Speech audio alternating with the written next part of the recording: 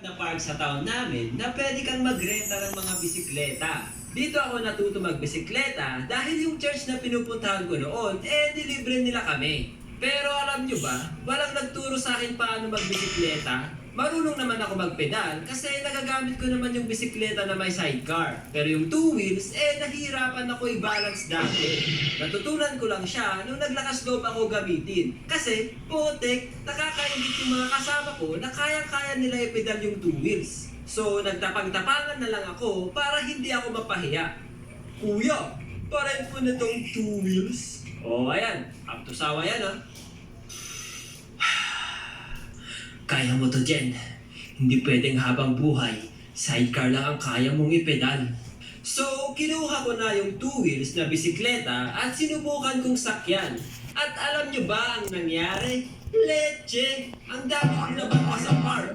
Muntik pa ako dumiretso sa puno dahil hindi ko mabalance yung bike. Sumabit pa yung sintas ko sa isang sidecar at muntik na ako makaladkad.